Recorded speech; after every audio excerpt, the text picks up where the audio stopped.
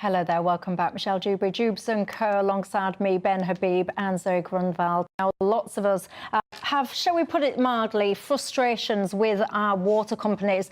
They seem to push the bills up, and many of you would tell me, as you do regularly, that you feel that the service you're getting is not meeting your expectations. Again, to put it mildly, well, look at this. A group of green activists turned up at one water company's HQ today, and they decided they was going to perform a citizens' arrest of the bosses.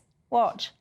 I'm at the offices of Thames Water in Reading. We're trying to serve a citizen's arrest against the CEOs here.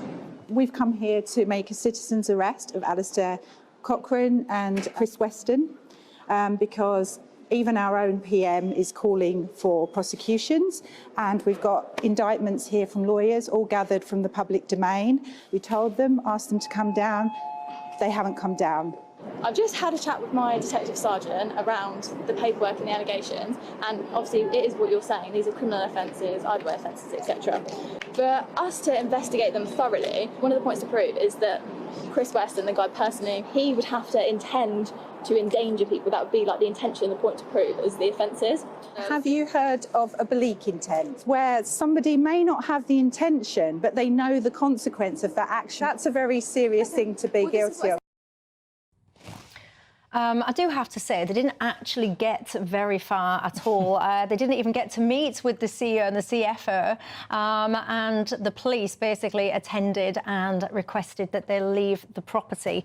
What do you think to that, Zoe? I think it's fantastic. I think it's good. I think it's a proper, good, organised bit of protesting against the fundamental mismanagement and greed that is these private water companies. I mean, Chris Weston is paid up to £2.3 million a year. That includes his company car, that includes his pension. Meanwhile, and you know, they're paying up billions in dividends to their shareholders. Meanwhile, we have water waste being pumped into our water supply. We have environmental damage.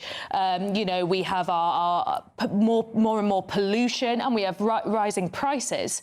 It is ridiculous. I mean, water is a public good. It shouldn't be there for private profit. This is an example of what happens when you allow a monopoly on a natural resource. I think it's appalling that they are allowed to get away with this. And I think it is absolutely correct that these campaigners have done this. Yes, it's probably a bit of publicity stunt. There was no way that Chris Weston was going to come down from his very comfy office. But I think it makes a good point. What is happening here is criminal.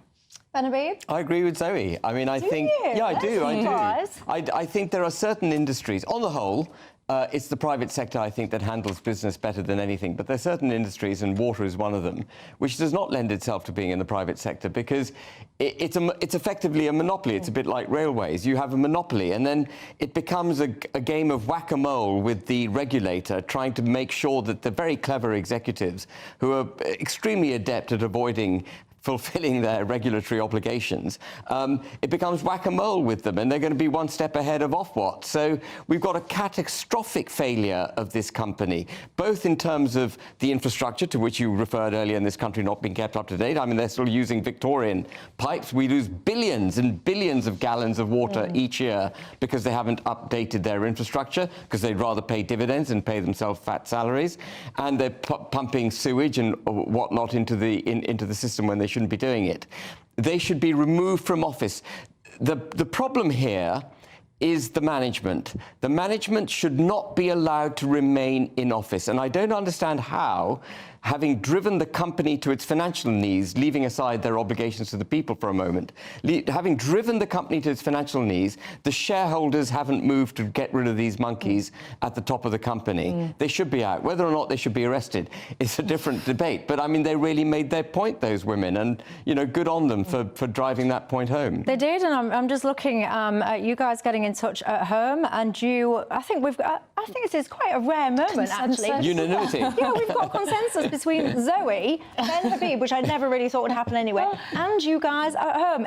And I don't imagine there will be any of these really, but if, I don't know, you do exist out there and you're happy with your water company, do get in touch and tell me who your company is and where you actually live, because I'm not really sure that many customers like that exist at this moment, which is a real shame, isn't it? Get in touch and tell me though, because I always like a bit of positive news if you're out there. Look, the overwhelming thing that so many of you are getting in touch about tonight is that story that I shared earlier on in the programme about that very, very, very brave lady, Tina Nash. Lots of you are getting